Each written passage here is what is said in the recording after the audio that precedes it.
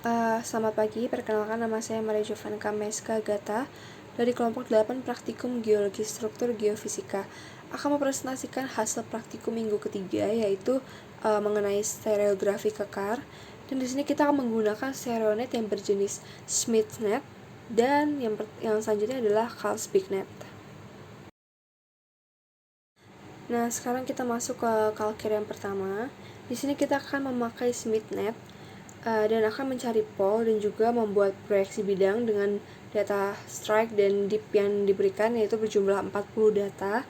Dan untuk membuat garis strike dan dip, kita menggunakan cara seperti praktikum yang sebelumnya, di mana titik strike itu akan dibawa ke north, lalu kita menghitung dipnya itu dari sisi east ke arah pusat stereonet. Lalu untuk mencari pol, kita tinggal menambahkan 90 derajat dari dipnya ke arah pusat stereonet dan lakukan untuk ke 40 datanya, sehingga didapatkan ini polnya.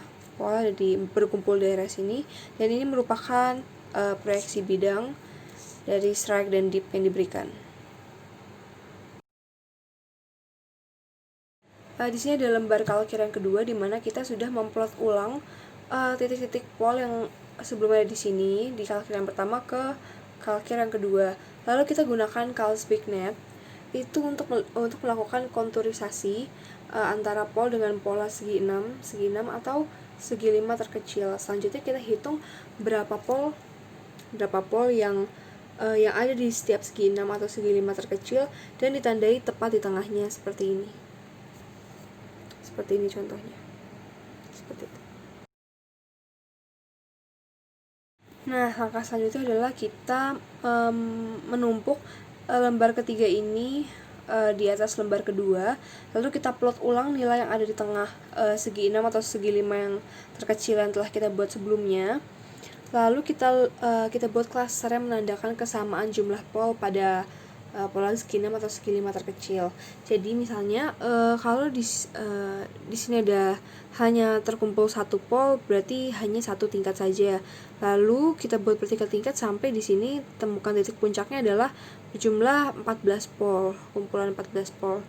Nah, selanjutnya kita lakukan juga di kumpulan pol selanjutnya. Di sini ditemukan titik tertingginya, titik puncaknya adalah berjumlah 11 pol.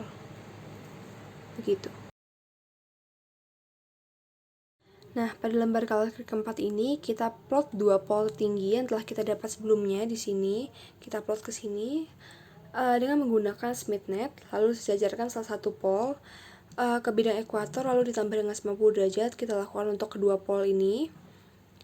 Lalu kita akan mendapatkan titik perpotongan ini disebut dengan sigma 2. Lalu sigma 2 ini nanti ditaruh di bidang ekuator, lalu ditambahkan dengan 90 derajat ke arah pusat dan akan membentuk busur lingkaran yang putus-putus ini. Dan busur lingkaran ini akan memotong 2 pol tertinggi yang kita punyai.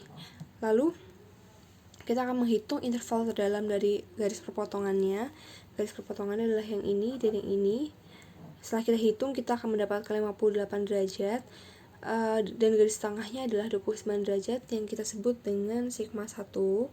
Lalu untuk mendapatkan sigma yang 3, kita akan menambahkan 90 derajat dari sigma 1. Sehingga kita akan mencari kedudukan dari sigma 1, sigma 2, dan sigma 3 menggunakan cara yang diajarkan di praktikum sebelumnya, sehingga didapatkan data ini. Dan kita akan menentukan tipe sesarnya adalah sesar normal di sini karena hanya sigma 1 yang paling dekat dengan titik pusat dibandingkan dengan sigma 3 dan sigma 2. Jadi tipenya adalah sesar normal. Begitu. Terima kasih atas perhatiannya. Mohon maaf bila ada kekurangan. Terima kasih dan selamat pagi.